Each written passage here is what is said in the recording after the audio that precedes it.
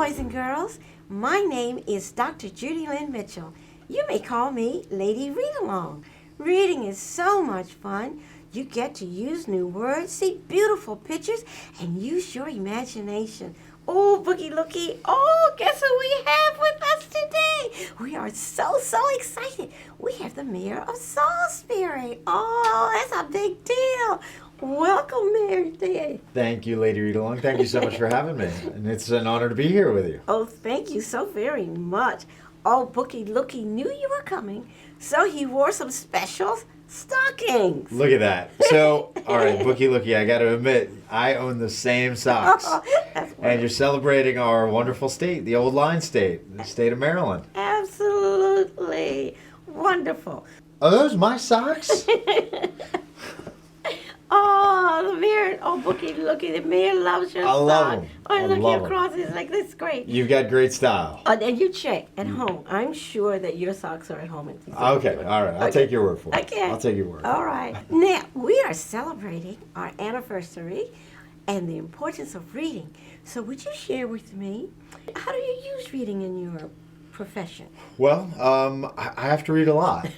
So I have to read a lot of papers. I read the newspaper. I read stories that are on websites. I read emails. Okay. I read documents and plans, some of which have drawings and some pretty pictures. I'm an architect by training, so I love pretty Wonderful. pictures. I didn't know that. But it's important to be able to read words, and it's important to be able to put together sentences and understand what message somebody's trying to convey. So in my job, a lot of what I do is trying to help understand trying to understand what people are trying to convey to me, and then trying to convey messages to other people. So words are super important, and reading is super important. Oh, wonderful. Wait. What'd you say?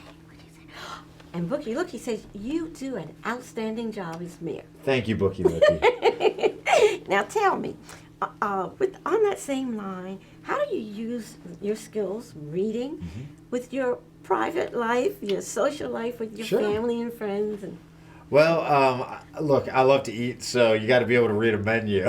So that's number one. But the number one way that I am reading outside of my mayor job is reading to my little girls. oh, wonderful. So I have a 4-year-old Lily and a 3-year-old Olivia. And Olivia and Lily like to read. They love to read. So we read in a couple different ways. One, usually before bed, we snuggle up and we read a book. And I have a couple different ways I like to read to them. Some books I like to ask them lots of questions as we go through it. Others, they're really engrossed in the story and they just want Daddy to read the story. And then we work on some homework together too. So Olivia is working hard on her alphabet and the sounds that each letter makes. And Lily is working on reading full words. How exciting. Yeah. How exciting.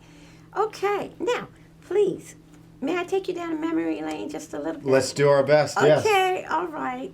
Clear the cobwebs. Okay, all right. Can you share, what's your favorite nursery rhyme? You talk about your daughters, or your favorite poem, or Dr. Seuss book. Well, I have a lot, but the ones that stand out to me are, I was always a big fan of the mischief that Cat in the Hat would get into. Oh, yes, yes. So Dr. Seuss's book, The Cat in the Hat, was big for me. I really love all of Dr. Seuss's books. I was also a big Shel Silverstein fan. Yes, growing up. Poetry is inspirational, I think.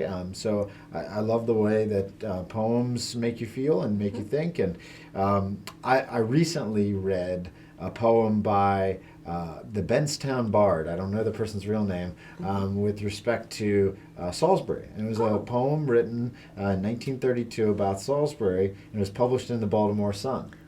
And it's a beautiful poem, an ode to the people of Salisbury. And our poet laureate in the city of Salisbury she gave me that poem, and I read that, and then I wrote a poem to go along with it. Yeah. Okay. Do So, you remember the words? It's an I don't. I wish I did. Okay. I'll tell you what. Next time I'll bring it and I'll read Please it. do. It's an untitled poem, but I wrote a poem about Salisbury myself. So. How exciting! Oh well, the next time when we have the festival, I'm sure you're going to find a spot so that you can share. I hope so. Good. I hope good. so.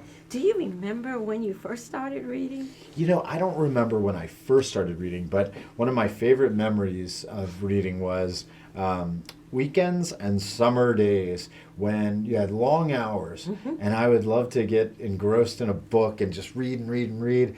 And my favorite, and the key, I think, is you got to find what you love. Yes. But my favorite was biographies.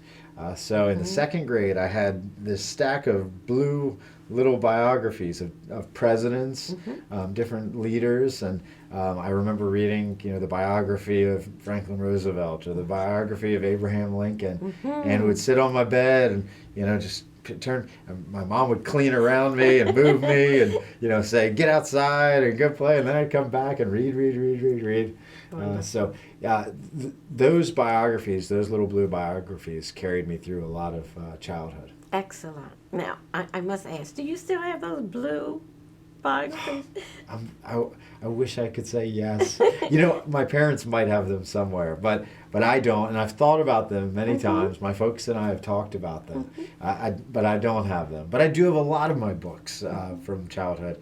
I'm trying to remember. It was not Nancy Drew, the Hardy Boys. Oh, yes. We recently found stacks of Hardy Boys books that I had as a kid as well. Oh, wonderful, wonderful. I'd like to share a memory about reading also. I was reading to some senior citizens at one of our adult care facilities, and I read The Gingerbread Boy. Oh. And oh my goodness, you should have seen the smiles on their faces because they went back to memory lane and they thought about the gingerbread boy running away and all of that. And then we talked about some other stories. So I understand your feeling. It never goes away. It doesn't. It's so exciting. That just opens up a whole new world. It's so true. And we should, when we're adults, it's an important reminder not to stop reading. That's true. To keep reading for pleasure and to have fun with it. Absolutely. And I'll segue into another question, since you mentioned about advice to adults. Okay, what advice would you give to young readers and to some of our older readers? Yeah, well, to young readers, I would say that if I could give a piece of advice, it would be to challenge yourself. So to try to always grow and experience and learn new things. And to older readers, it would be almost the opposite. Relax and have a little fun. Too often, the only things that we're reading are emails or books for work, and really, we need joy in our lives, and we need relaxation, and we need a change of pace as much as young readers do. So, to the older readers, don't stop having fun. Oh, you heard it! You heard it on Pack 14. This has been so enjoyable from our mayor. Oh, I thoroughly enjoyed our conversation about your love for reading. Boys and girls, don't go anywhere. We'll be right back with some reading tips. Bye-bye.